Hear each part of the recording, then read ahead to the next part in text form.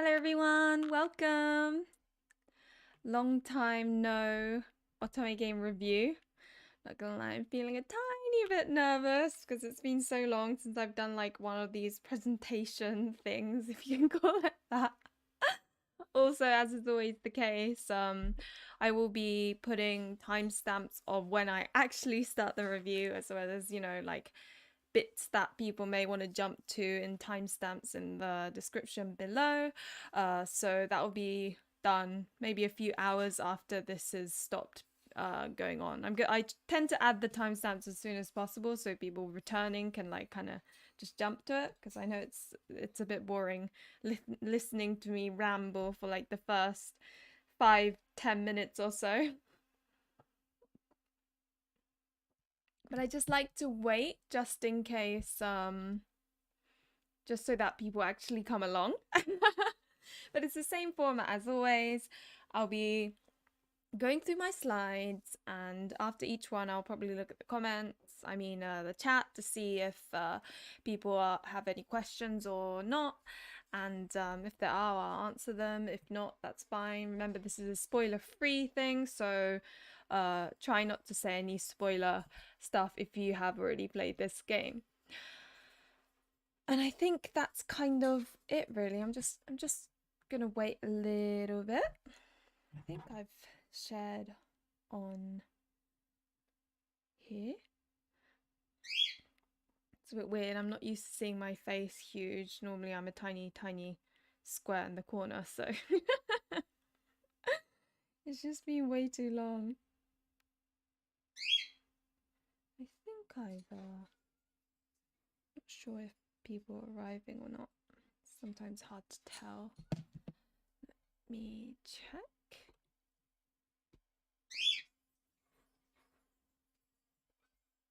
Okay. Hi Tsukiyomi, welcome. Thank you for coming by. Well, I think I'm just going to start, because otherwise it would just be me staring at the camera, which is really boring. So let me get it up. I can finally hide my large face. Oh God. No, go back. Classic me. I think it's set so that it keeps on going forward. Okay, so I'm gonna start. So for starters, of course, I'm going to be doing a review on Norn9. I'd like to thank Cutlass, Rydell, and Koinaroto for the Switch subs this week. I truly appreciate it. As well as my patrons who have been supporting me even while I was away. I feel really, I don't know, thankful, I guess, because I've been away for 5 weeks and these people are still, subscribed to me. I think that's super adorable. So thank you so much. The question of the video is 9 love interests too many? Because, a lot of Otome games have like 5 or 6 love interests, whereas this has 9. So also, if you like visual novels, if you like Otome games, and if you like cute things, I guess, then please do subscribe and click that alert button, because I don't think you'll regret it. But anyway, let me start. So what is Norn9 about? So it's basically about this main character who's like a little boy, wanders onto this airship, because it starts off with him in the modern age, and he's like some kid that likes learning things and does these little experiments or whatever, and he gets good grades, that sort of thing. He's a little bit of a I don't know, I don't really like him, to be honest. But that's who you start off with. It's really weird. But then he goes back in time, and it's like, oh, what's happened? And he's gone back to, I think it was Taisho period, and then he's like, oh crap, what's happened? And then Koharu finds him, and then him and Koharu wanders onto an airship, and then he has to decide out of the 3 main characters who he is going to explore with, and that's when you decide whether you go for Koharu, Mikoto, or Nanami, which I will introduce in a moment. but that's kind of the story. So it's like a sci-fi element in that there's this airship with like very futuristic vibes, and yet it's actually in the Taisho period. So it's like this weird like I don't know, they make it work, but it's really weird because you wouldn't think historical fiction and science fiction are like would meld well together, but it does. Hi Kennedy, welcome. And then it's all about these three main characters going on, well, this three main characters was love interest going on to a journey on this airship, and for their mission, which is something that's constantly mentioned in the game. They're basically on this airship to travel to where the world is, whatever that is. However, note that while they're exploring, you know, the ship and like things are happening, that they discover that there's actually this betrayer. And then an explosion happens, and they're like, oh, who's the betrayer? And it's got a tiny bit of that, though I didn't feel like that was too much of a focus, because I don't know, it wasn't like Charade Maniacs where like throughout the whole game you're wondering who the hell the betrayer is. It's not really like that. That's not the focus, but it is kind of a side thing that's interesting, and it does move forward the story. So that is kind of like the brief plot. I didn't feel like there was a plot, but I didn't feel it didn't really leave much of an impression for me. That's not a bad thing, by the way, and I will go into more detail in a moment. Hi Biska, hi Ivy, welcome. This dilemma, but you haven't missed much, don't worry. Okay, so who is it by? So scenario writer is Ushio Ayane, who is the scenario writer of Even If Tempest as well. So already I was a bit excited. The artist is Teita, who also drew Nightshade, Charade Maniacs, and Juza Engi.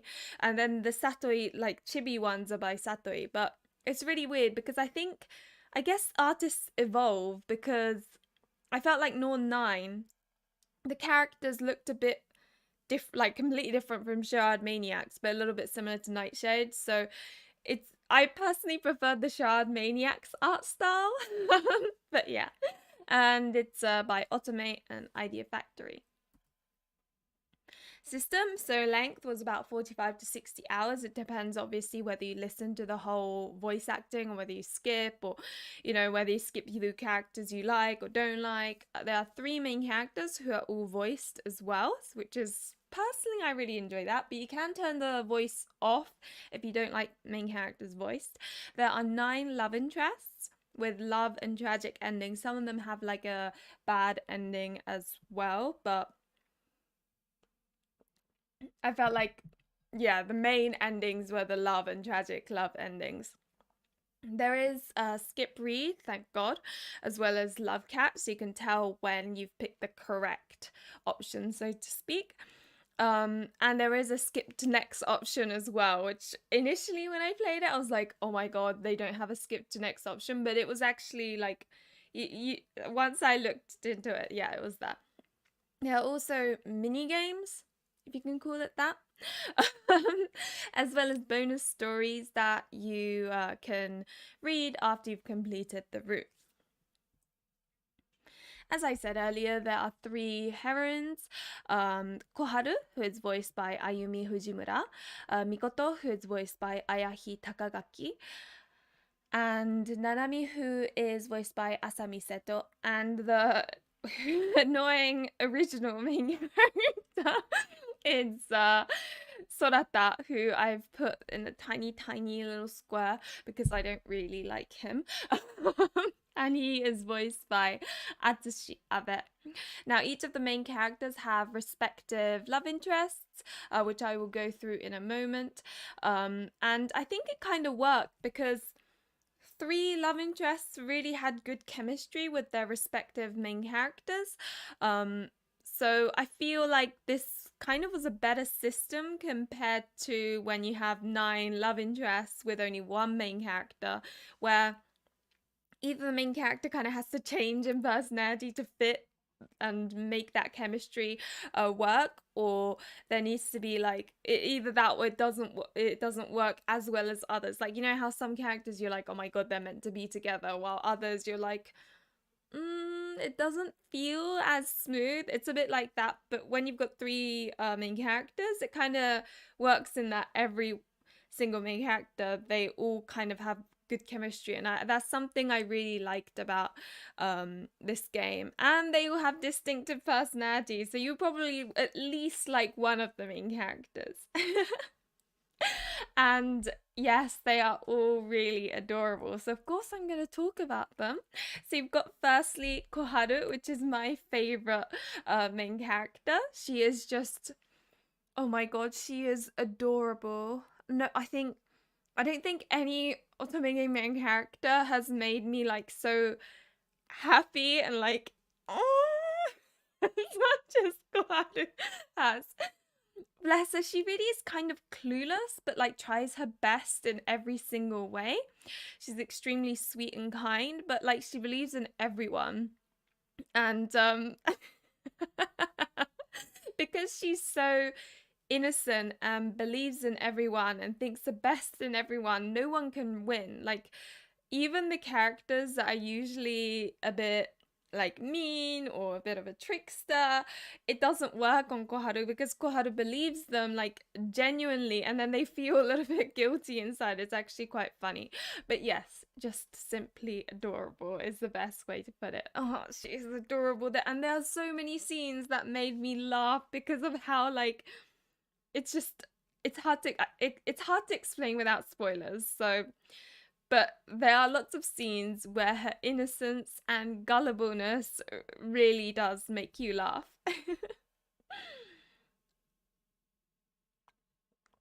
Oh, I didn't like the You Found Her Ad Maniacs art style a little crooked. I feel like sometimes they zoomed in on the CGs for some reason and then zoomed out, and I never understood why they did that, but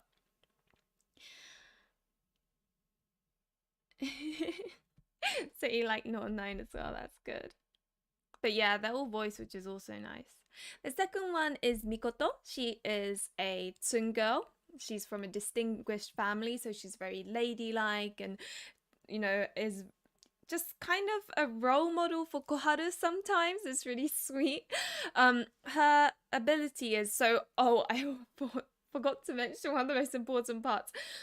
On this boat are espers, and so they all have powers. You don't know who has what powers at the beginning, so I won't mention the ones that are a little bit more hidden away. But Mikoto's you know right from the start, because her ability is to form barriers and protect people and things around her. And it's quite important because right at the beginning this explosion happens and everyone's really curious, confused how such an explosion could have happened when she's, you know, set barriers around the entire ship, and that's how they know it must have been a betrayer and it was an explosion from the inside. And but anyway, so kind of important, but I forgot to mention that.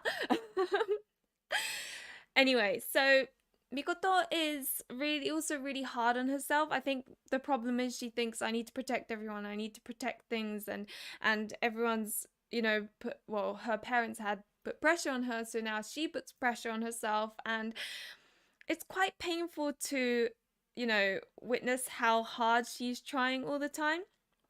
She's also the oldest of the three main characters, so I sometimes feel like she feels a little bit responsible for the other two as well. Now, for those of you who are a little bit unsure about Tsun girls, Mikoto doesn't slap people or go abusive like a lot of anime Tsun girls out there. So that's something you won't need to worry about. But what I really appreciated about her is that obviously as you play her, you see her actual thought processes, and she genuinely does struggle with her Tsunness. So it also means you get some like character development from how she's constantly struggling to tell people how she truly feels, to towards the end when she kind of matures a little bit perhaps, and it's just interesting. I like it because a lot of people compare her to Hibari from Variable Barricade, but Hibari is quite... I like Hibari personally, because I don't know, I just do. But I know that some people aren't too fond of her because of her like spoiled brattiness is what I've been told. So, but I don't think Mikoto has that sort of vibe personally, because she does kind of work hard regarding her tsune. She understands that she isn't saying what she actually thinks, and that it leads to trouble, and so I think they're a bit different. There's a scene when Koharu says, "Ooh," and I've played it so many times. Koharu definitely made me laugh the most. She's so. It's the interaction between Koharu and like some of the. I think my favorite was the interaction between Koharu and Ron. It just, there was a scene that I actually was like laughing properly. Hated Koharu and beautiful Luigi's translation, but now on Switch after years I like her through. Though I adore Nanami, my favorite MC, along Anastasia. Ah, okay. Yeah, maybe. I've heard the Vita version, the localization was awful. Like, memes were made out of it, and it was just. Yeah. So, whereas the Switch, they've basically re-localized. And you know what? I actually really like the localization of the Switch version.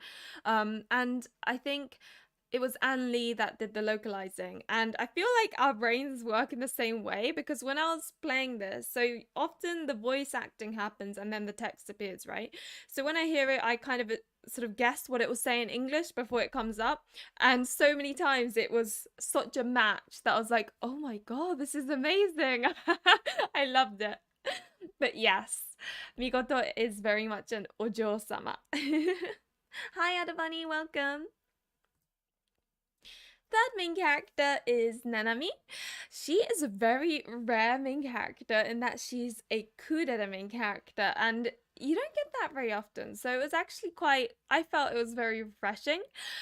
She does give off oddly responsible vibes despite being the youngest of the three. And often when she's paired up with, because they all have to pair up with one of the love interests or another character because of this betrayer situation. So they all girls are paired up with a guy, and whenever Nanami's paired up with like one of the guys, it always feels like it's almost like she's a sensible one and the guy is the one that she's having to look after. Apart from Akito, but Ron and Heishi, it was quite funny because she's youngest and yet she's kind of like the responsible, sensible one. But yeah, you can't really, when you're playing the other main characters, you really can't tell what Nanami is thinking apart from when she's hungry, when she thinks, or when she's trying to cook. That, like, those are the only times you can really see what she's thinking. Other than that, it's very mysterious, shall we say, which is why it's really fun when you play as her, because you see all of her thought processes, and it's really good. And you know, another thing that I enjoyed about this game is how when you're on one main character's route, there is a point where they're all like sighing because of a love interest that they're into. And then what's really interesting is the more routes you play, the more you're like, oh, I know what she's going through because I played that route. It's really good fun. I like it. But no, Nanami is really sweet. Her voice had like such an ASMR effect for me. Like whenever I played her route, I was feeling very like sleepy because of the voice acting. But very good. Yeah, the translation was really well done for this game, Adabani. Like, honestly, it felt so smooth. A lot of the time when I play an English game, one thing I struggle with is that obviously I'm listening to it and reading it, and if there is like a dissonance there, it makes it very hard for me to read. I'm not saying the dissonance is bad. Sometimes it's just that localization means that, you know, what's written in English is quite different, which is fine because it's, you know, adjusting it to fit the Western audience. But like when it's too different, or when I guess my mind is not in the same place as the localizer, it can be like quite, I don't know, sometimes I'm not really listening, because if I listen it gets really confusing in my mind. But this one was really good. You adore her inability to comprehend her own emotions. It is adorable. And sometimes she says things that she didn't mean to say and then feels really bad about it afterwards. That has a bit of a similarity with Mikoto, I think. She's the cutest? Yeah, I agree, Kanati. but I honestly, the main characters are what, the stars, definitely. Now, going through the love interest, and usually my favorite part, although, this time the main characters is my favorite part. So for Nanami, no, sorry. For Koharu, you get Kakeru, Senri, and Toya. So those are the three I'm going to first talk about. So you've got Kakeru, who is very much like poster boy vibes. He is voiced by Kaji Yuki, everyone's favorite, who also voiced Okazaki-ke, as well as Kanato from Diabolic Lovers. Okazaki-ke is from Color Malice. He's a bit mean and is always picking on Senri, like to the extent you're like, what? Can he not stop picking on him? You feel really awful for Senri because of this guy. But yeah, it's weird because he's mean, but in like a very underhanded compliment type way. His powers is the ability to move and grow plants, which is quite interesting. But I don't know, he's just a bit. He isn't my favorite, I'm not gonna lie. But then again, he does give off poster boy vibes, and that isn't really my like type, I guess. But I can see why a lot of people would like him, and obviously a lot of people like Kaji Yuki, which adds bonus points. But yeah, that just he does feel kind of mean. I kind of saw him as like the jock of the airship, essentially. Yeah, same VA as Okazaki. So I've been meaning to play Kakeru. Hi, Teresa. I've been meaning to play Kakeru, but damn, the Winter's Wish and JJ taking more of my time. Well, that's fair enough. You've always got time to play other games. Just focus on whatever you're playing, of course. So freaking hot today, I'm sweating. Oh my god, yeah. It was really humid in England as well. Second one is Senri, who is voiced by Shimono Hiro, who also voiced Nayuta and Shu. Nayuta from Variable Barricade and Shu from Uta no Prince-sama. Which is kind of funny because Senri is a hikikomori. He's very like depressing and a bit dingy. I don't know. He's just very like, he talks quietly, he just wants to be left alone, and the fact that he constantly gets picked on by Kakeru and unintentionally Heishi, and yeah, it's you watch him and you feel very like, oh bless him. But you know what, I thought it was hilarious how he literally says things as it is. Like, he's very mature in how he thinks and he just says it, and it always cracked me up because it would be like the timing would be immaculate and I'd be like, no, Senri, you don't want to say that then. Or yes, Senri, I'm so glad you said it. And Koharu's, one thing about Kakeru that was funny was he could never win with Koharu. So he's kind of mean, but with Koharu it just would not work. That was funny to see. That was like the kind of, yeah, watching the two of them, like those conversations were hilarious, honestly. As for Senri, Koharu and Senri were adorable together because they're both like these cutesy, like Senri just, I guess he doesn't get that much love. Like, I mean, he's always picked on by Kakeru, but you've got Koharu here who genuinely just wants to be friends with him.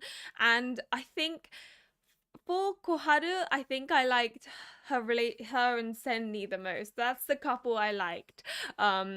It was just really cute. I don't know. And it's kind of surprising because I was actually looking forward to Senri least because he's a Shota character.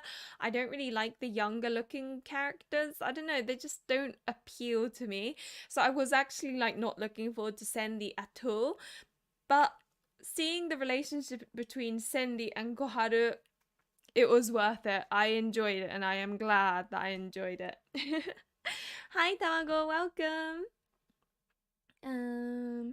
Kazaki's voice is just my favorite of all voices. Also, thanks to delivery, I think. Not sure how it would feel on other characters because VA probably would deliver his lines differently. That's true. Sometimes you're like, I love this VA, and I think some VAs do a sort of different voice, like quite a different voice, whereas some you can immediately recognize. So I think Kaji Yuki is quite easy to recognize though. Sosuke from Cloud, Kanato from DL. Apparently for Switch, biggest problem to people with translation is when surname is written in place of name with honorifics, which annoys some. Yeah.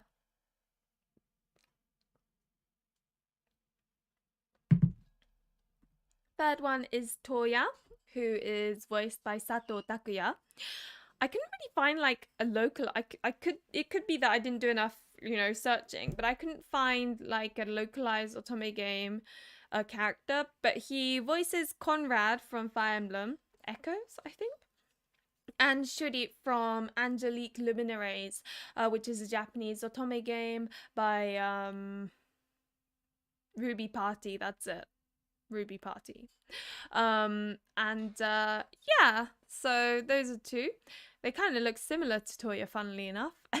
But he is the adult of the group. Like, he tries to keep the group calm and sensible. He tells them off when necessary, which means he's always busy. And that was kind of the qualm I had with his route. I liked Toya as a character because he was so busy all the time, I didn't get to like enjoy him as much as other characters because he just wasn't really there. Like, a lot of his route was Koharu talking to other characters about Toya. So in terms of route, he probably wasn't really my cup of tea. I know that some people actually really enjoyed him, and I like him as a character, but yeah, he was just always busy. Although his embarrassing secret, which I am not going to touch upon because that would be spoilers, is an interesting one. So I'm curious to what people think when they play his route because of that.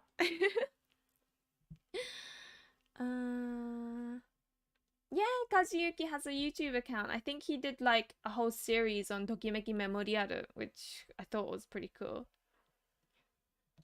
Yeah, they're all redheads. Funny.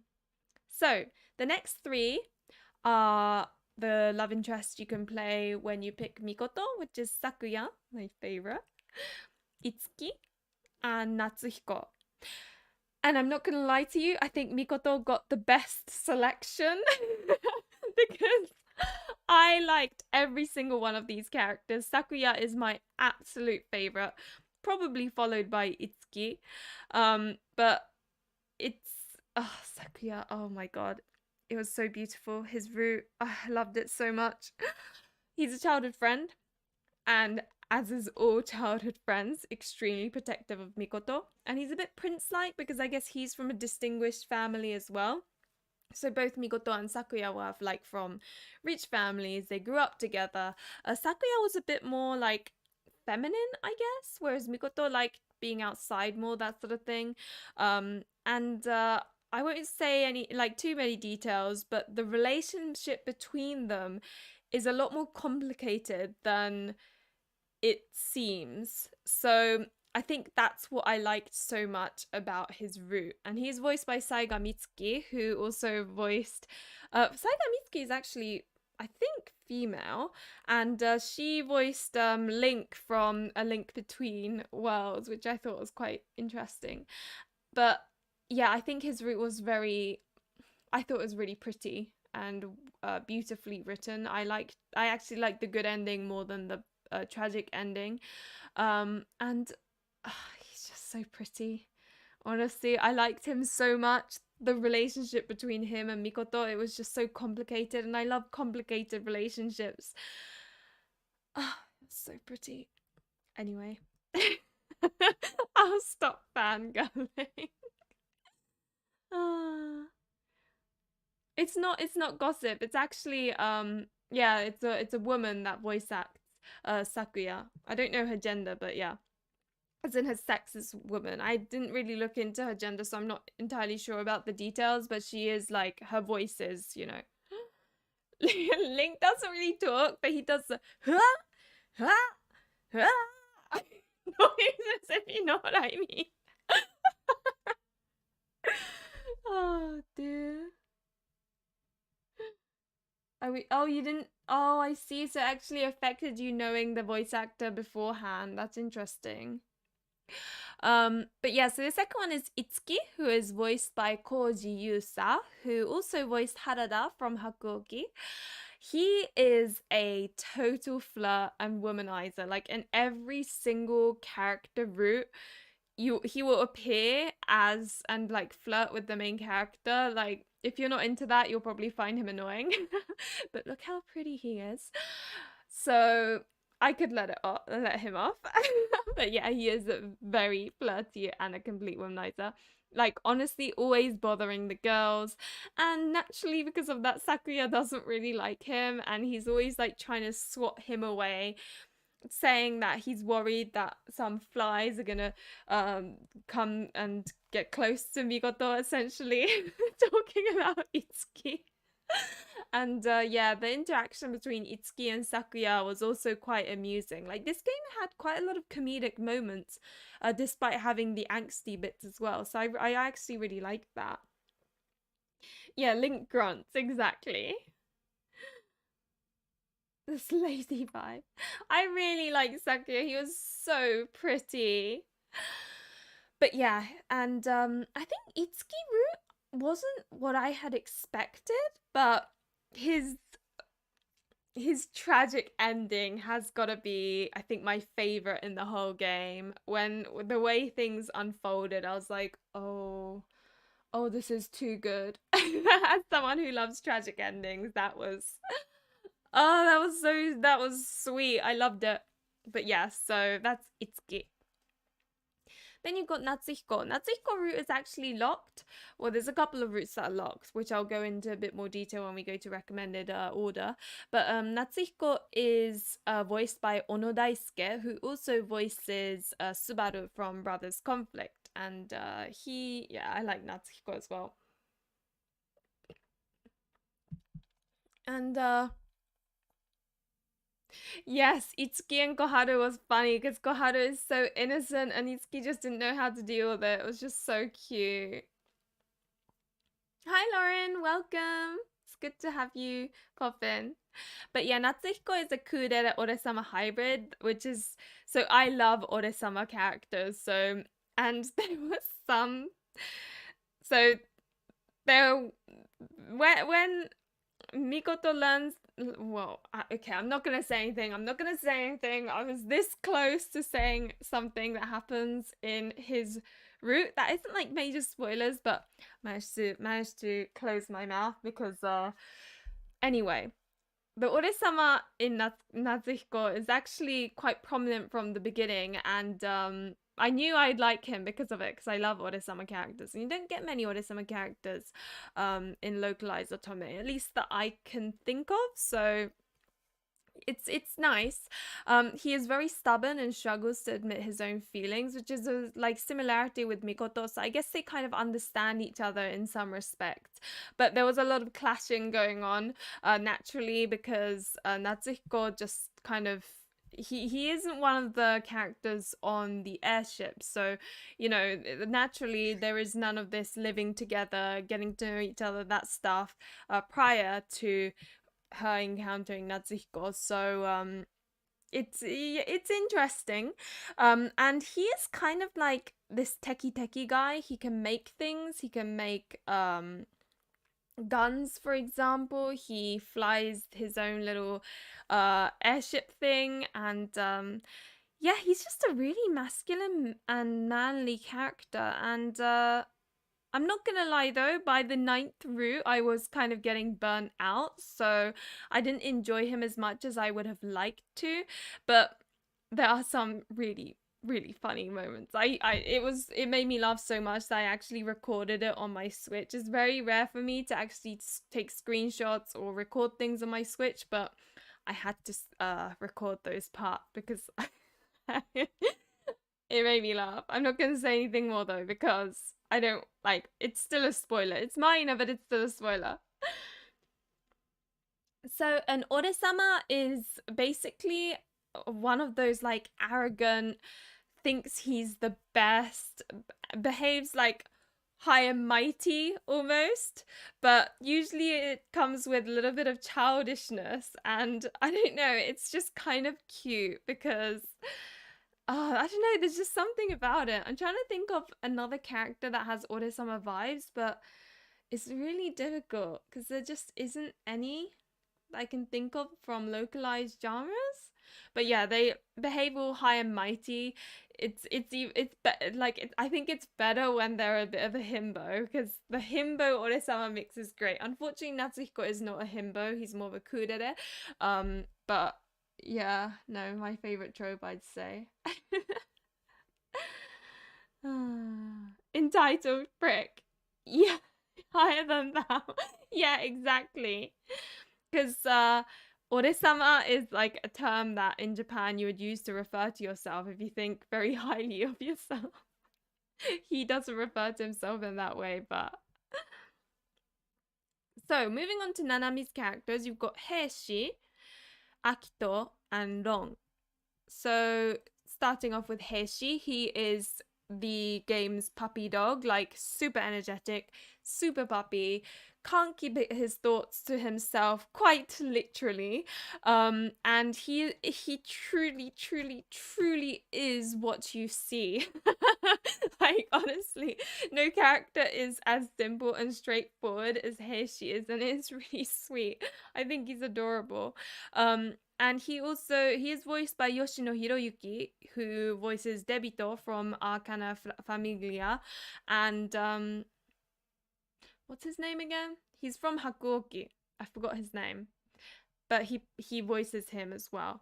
But yes, he is the game's puppy dog, very very puppy, and it's kind of cute seeing Nanami and Heishi, because Nanami, of course, is the kudere character, struggles to say what she feels, whereas Heishi is the opposite. He just says what he thinks, and I think Nanami does learn bits from him, and it's quite nice. I like their combination.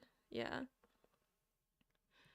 There's good Oresama and darn annoying Oresama, especially if you don't dive some of their roots. They behave like king of the world.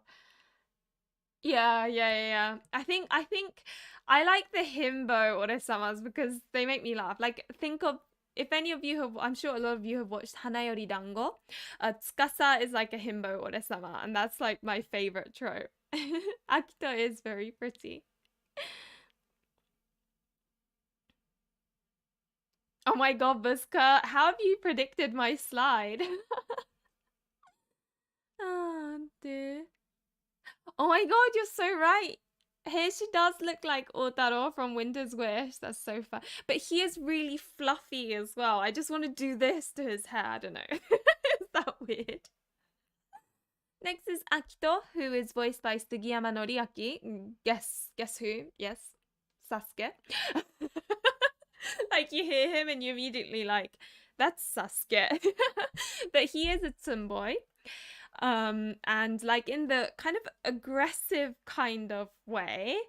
And Akito and Nanami, their relationship was another complicated one, which was interesting. I'm not going to say anything because the complication is a spoiler, but it was really interesting seeing that and seeing how that develops.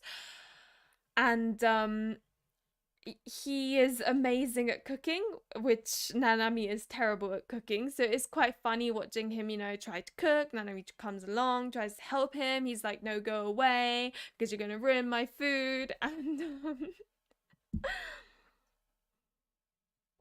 but there's just something about a character that can cook, especially when they're like an aggressive tomboy, because it's like this two contradictory things. Is that gap moe?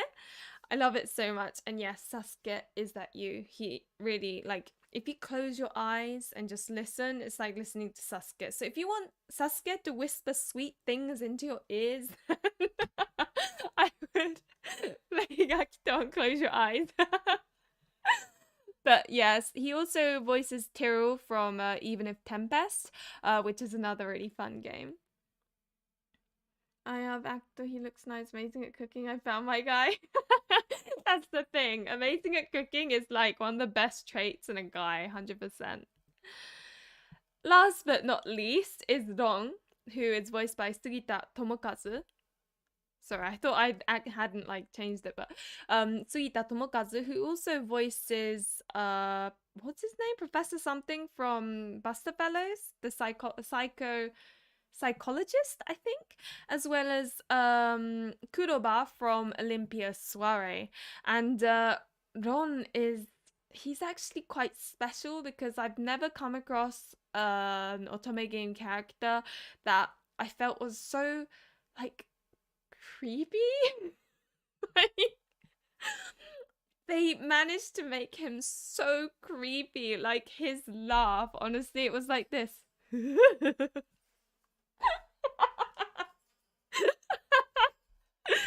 Oh my god. Okay, let me try again. It's literally like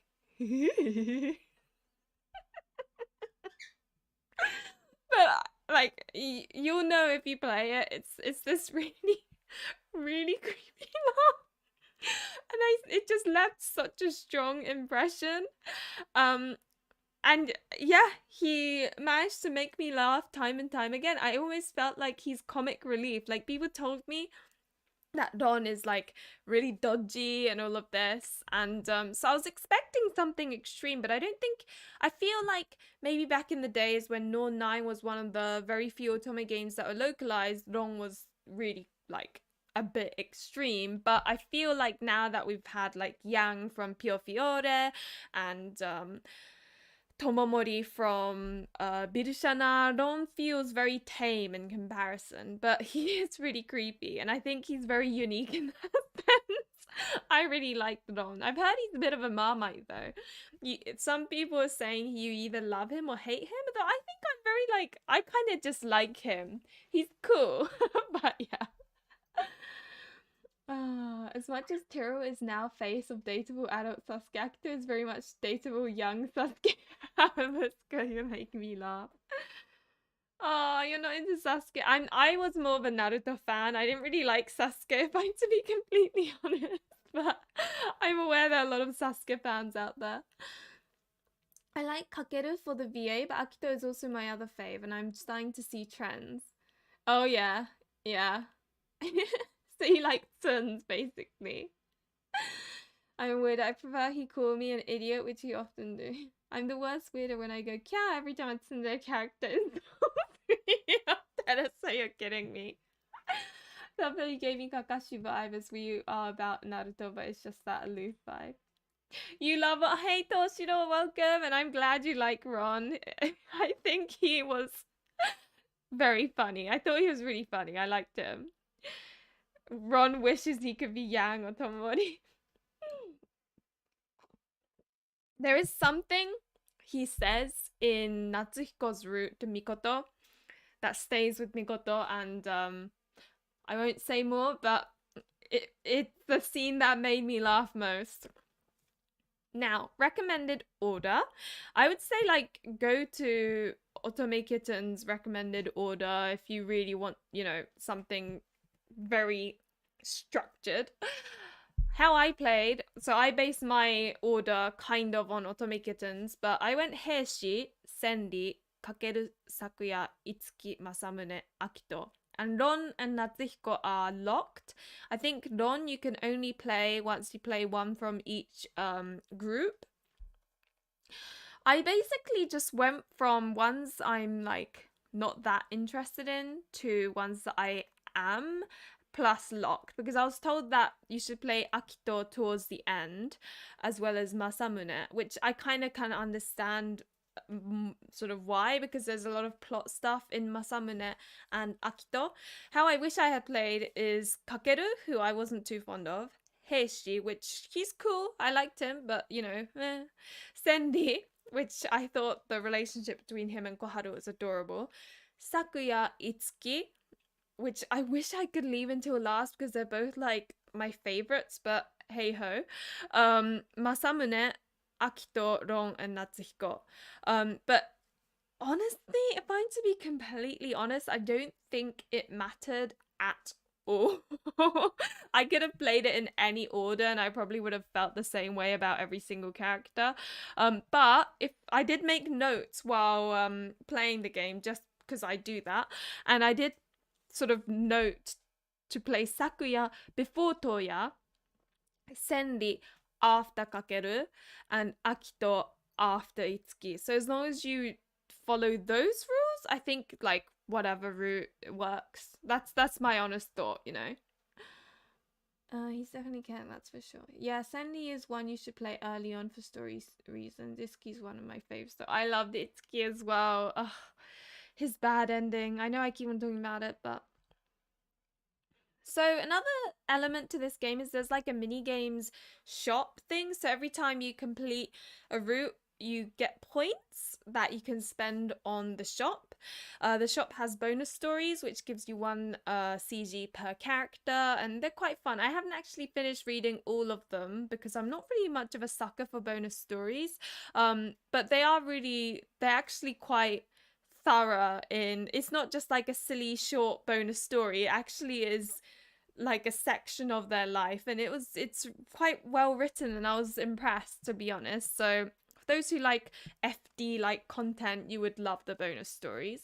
You can buy comic strips, which is like imagine like manga sort of thing, but like 3 slides of a manga-ish thing depicting like the characters. It's quite amusing. You can get those as well as really funny or pretty images.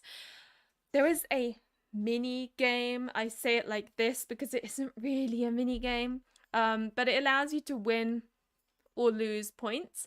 It's like this thing called Norn9 Quest, I think was the name of it, and basically you pick a main character and then they go on a little adventure, or like one of the characters basically, and they go on a little adventure, and you either gain or lose points. It really isn't, it's just clicking one button to pick a character and the rest of the game just does it. I only used it at the very end when I needed like another 50 points or something to get the background music, which is the final thing that I bought. There is also another thing called Norn9 Ensemble, I think, where you can combine keywords said by different characters and watch them, like, as in hear them, and it can be quite amusing if you're the type of person that likes listening to voice actors over and over again. So those are things too that I thought were worth noting.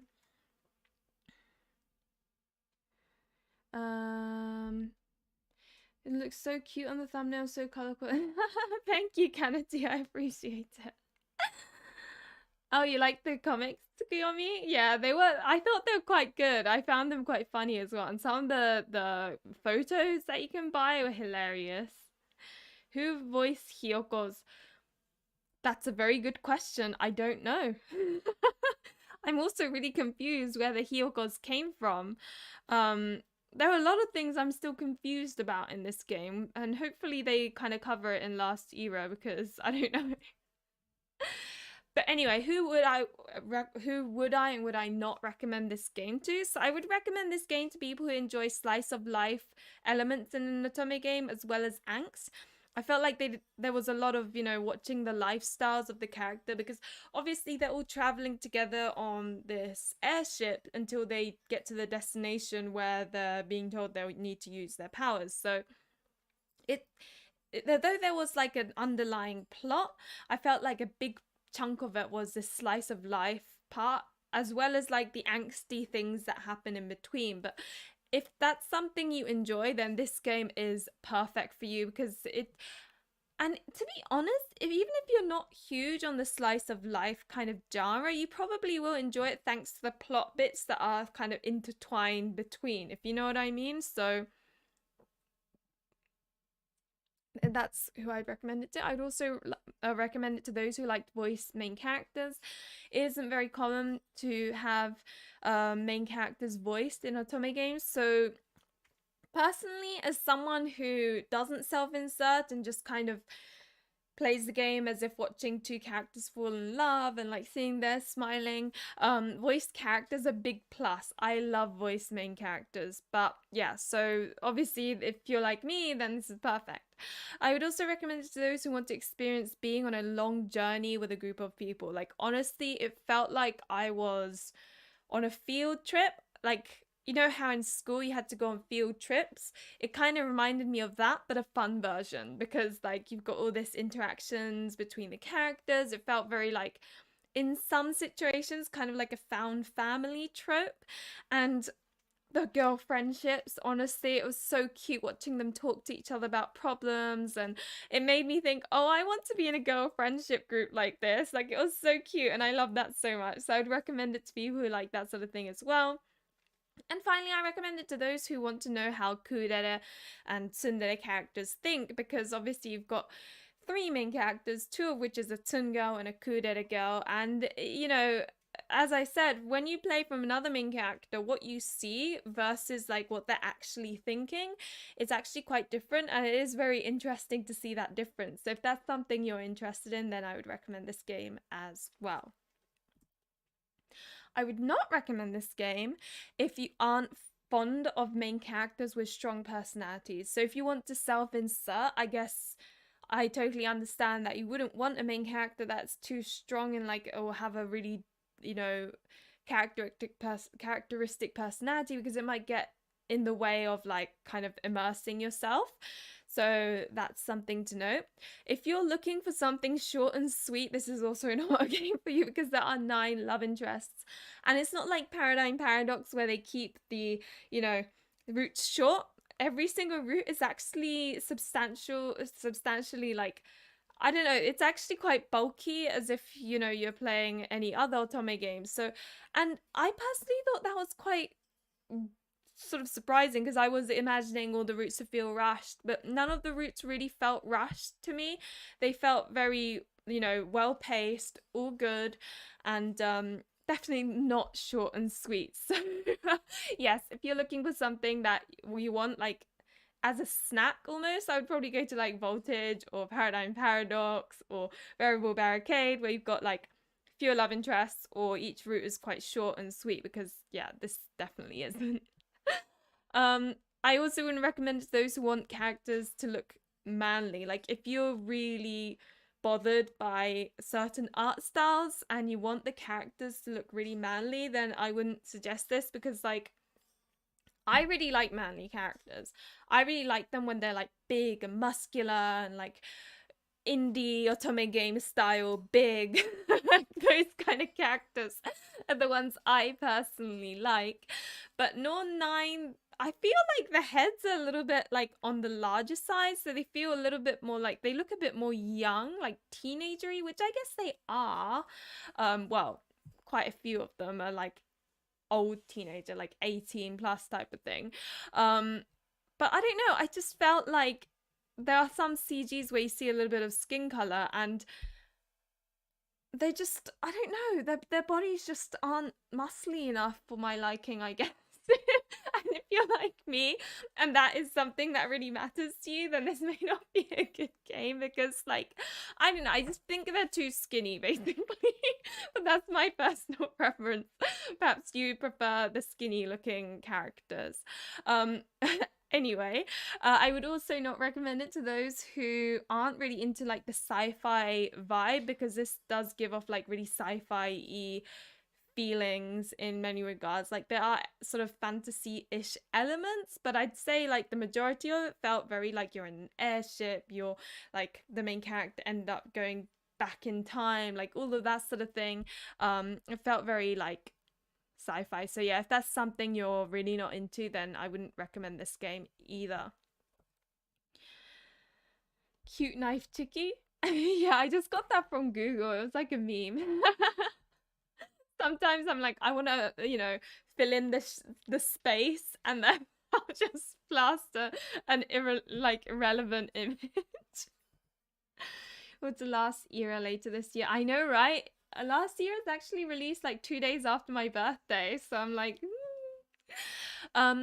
anyway, my general thoughts on ratings. So I've given it a 7.5 out of 10, because I was relatively enjoying it. It's kind of funny, because every route I would kind of go, okay, I'm getting a bit tired of Norn9 now, so after this route I'm probably gonna play a different game. But then every route I would finish and be like, you know what, I really want to play another route.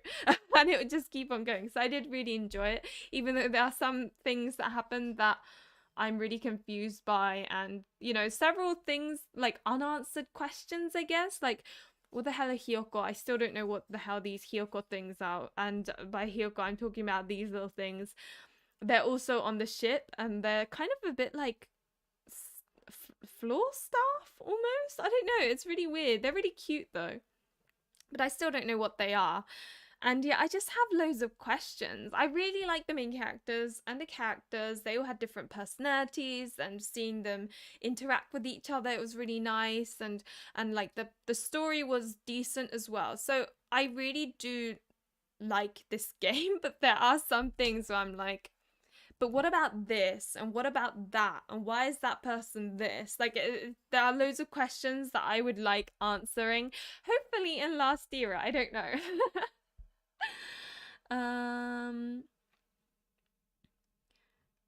It was such good pacing, not like with Charade Maniacs where they rush things. Yeah, that's the thing. Charade Maniacs is quite guilty for like rushing certain bits. I really enjoyed that game as well. But yeah, there are some routes where they could have taken a lot more time, like Norn9. Seeing the Hookahs made me confused whether Norn9 Var Commons had limited edition. I always thought I lost Norn9 Var Commons limited edition copy. Oh. I'm so excited for Versh, it's getting closer. Funny, I remember, I keep on seeing you, like, I remember you talking about Versh previously as well. I know you're very excited about that. I could see how they would be creepy. Some of the Hyoko shrieks in my headphones definitely made you jump.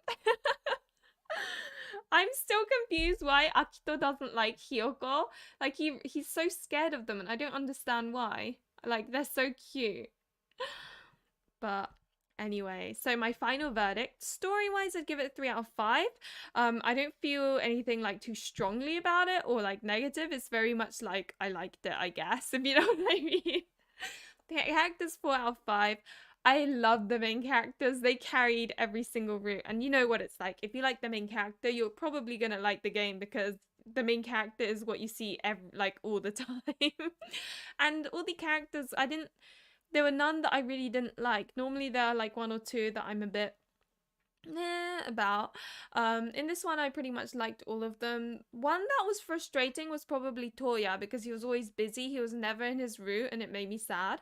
And Kakeru annoyed me a little bit. But overall I thought they were, you know, they were good. I liked them all for various different reasons. And I forgot to put a picture of him here, but there is this really weird, creepy guy who's like a complete masochist and is really creepy, but I think he should have a root because I really like him.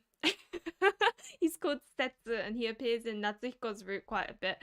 But whenever like the main character like is scared of him or like tells him to go away, he gains like great excitement from it, and it's really weird, but it makes me laugh. So I really wish there was a route. I would have loved to see a route with him in it. It just would have been hilarious. Oh, music, 4 out of 5. The music is constantly in my mind. Like I like to call it the no one's dying yet music. Basically the music that's on when there's like the slice of life sections, that it's like constantly on loop in my brain. Like I keep on humming it. And I don't know, I just really like the music in this game because it was kind of ethereal almost. I don't know. It's just really soothing, calming, and there's a sort of particular one that comes on during the really emotional moments or when they're in love, and oh, it's so pretty. I love it so much. Art, I've given it a 2.5 out of 5. It's just that the thing is, right, I'm not really huge on the art style. As I said, I think the characters look very skinny for my liking. And I think their nose are a little bit, I don't know, it's just my preference, really.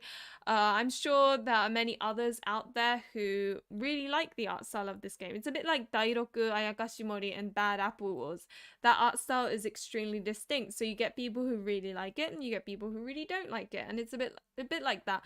With this, I'm not that huge on the art style. It's okay, it's well drawn, like there's nothing wrong with it, it just isn't my style, which is why I've given it like basically the middle score, as I like to call it.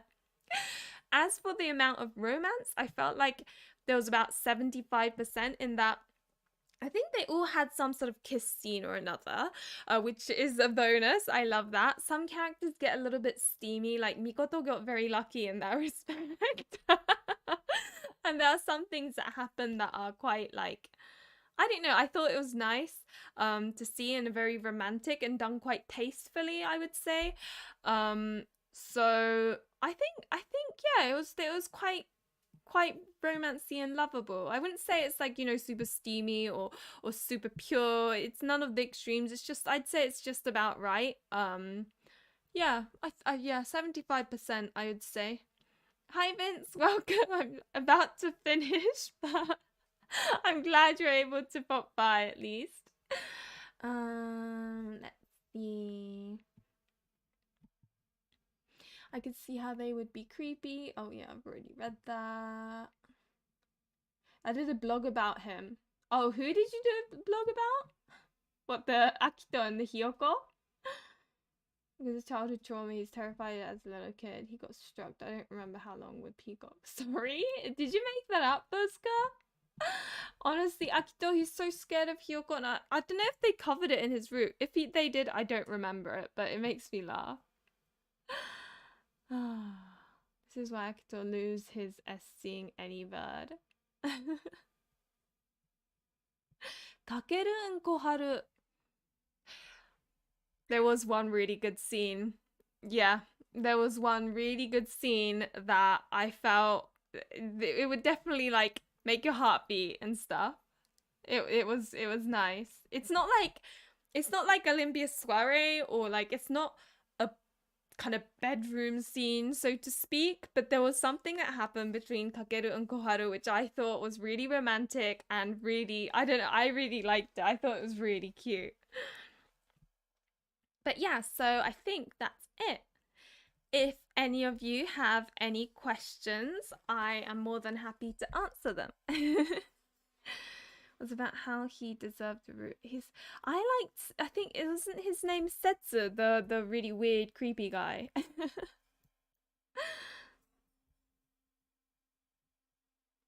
I say creepy guy. He's just a bit, he's really cute to look at. I actually like the look of him as a character more than any of the other characters, like Setsu, the masochist guy.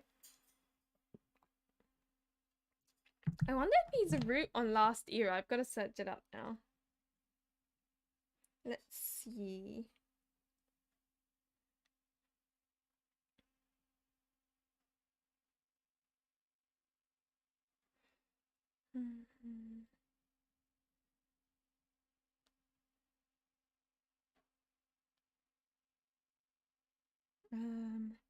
Maybe I should do it in Japanese. Norn noneto lasto eda.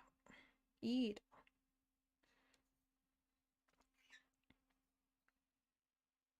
Go to the Automate website. The game was definitely a little hotter than I expected. Right? I thought it was gonna be like super innocent with like nothing happening. Just, you know, just cute romance. But there was some scenes where I was like, oh, okay, I didn't expect that. Like I'm late for class and it ends. Some people do say this is like class, which I find really funny because I don't mean this to be. He's so too short. I don't remember now if it was not in anime. He got stuck with peacocks. Oh my god, so that's why. Wait, this is really weird. It's like a mobile version of it? I'm so confused. What is this? Don't like this. There we go. This makes sense? Oh, there we go. Characters. Do we get to have...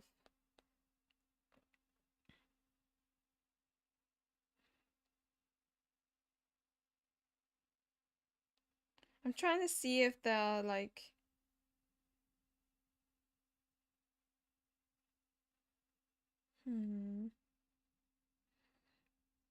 Sorry guys, I know I'm like just kind of looking at my phone and stuff, but I just want to know.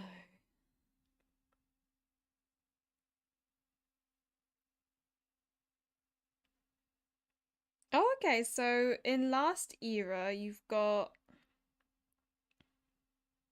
I think like like obviously fandisk like things where you see them together and going through certain things, like they come across troubles and then they have to get over them, that sort of thing. There's a mode where you can play the game from the perspective of the love interest, which I love that sort of thing, so that would be quite cool. This is the fandisk, by the way, Norn9 last era. Fantasia. So this one is an if story.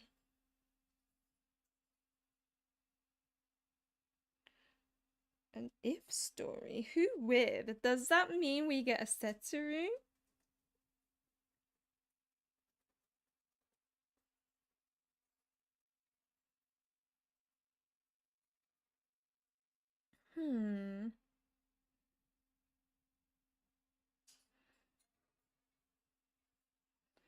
I don't know. I really hope we get a Setsuru, but I don't know.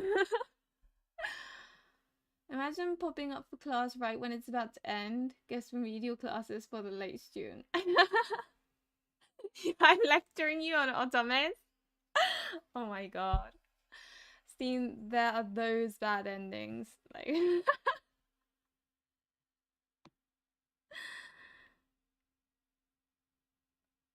I think it was there were a couple of steamy scenes. Like not Olympia soiree level like skin color scenes, but love to play from the live view, but only if they simp hard enough for them. Yeah, if the love interest is simping over another character, then I don't want to know. Don't tell me. Let me see what, like, maybe I just need to write, like, do it differently. Suika yoso.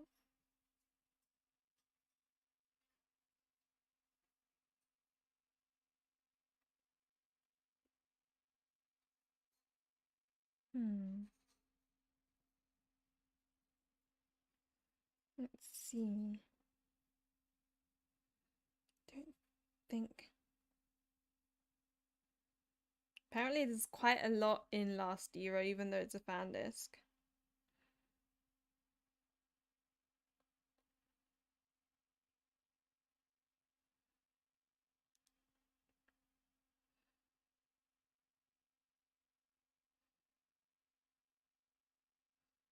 Yeah, I don't think you get.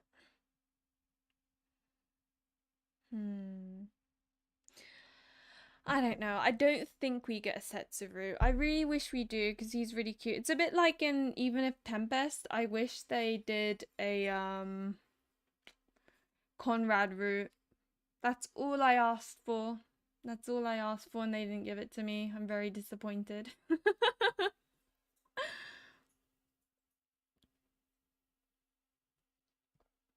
I was gonna bully myself. Koharu. Yeah, I want to see how Kakeru is responding to Koharu when you look at it from Kakeru's perspective, because and I really want to see how Ron feels. That would be really funny. But I'm guessing there are no more questions. If there are any questions, then do let me know.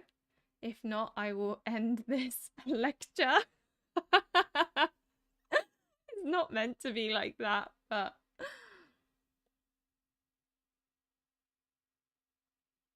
yeah, I know, right? I love point of view. I love it when there are point of view because it just adds a bit more like romanticness to it. I don't know. There's just something about it. It's just better.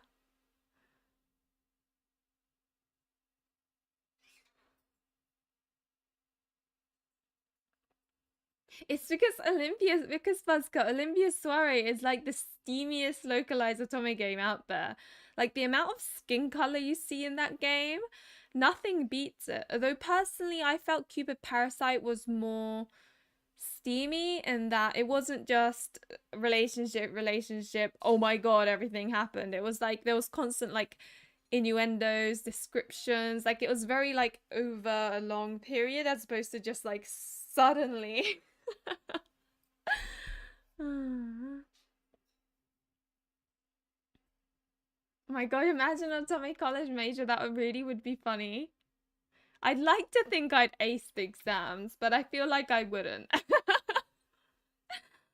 Only people I saw wanting him, but yes, please do. Right? Like Conrad would be so nice. So not sure if I want to play it or not, but can't formulate any specific question to figure it out. Well, the comments are open and comments mean a lot. So if there are any questions, then you can obviously comment them later down the lines.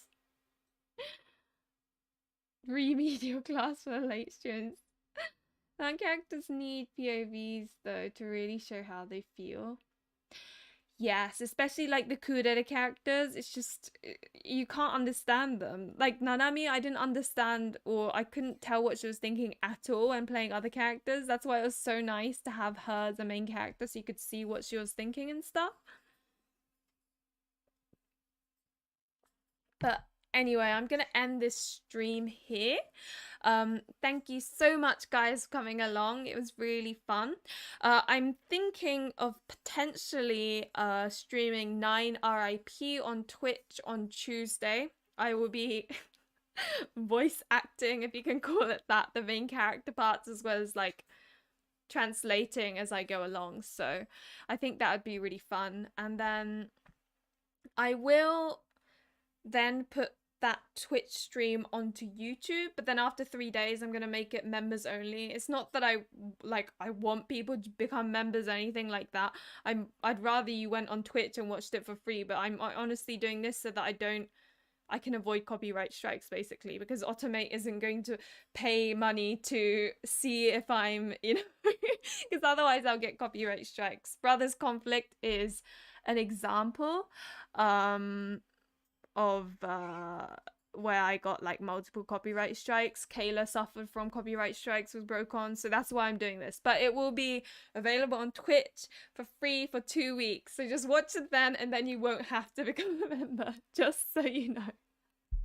I'll make sure to ping on my server that I'm streaming 9 RIP, but it will probably be, well, it will definitely be on Tuesday, and it will be either 7 earliest or 8 earliest BST. So that's the plan.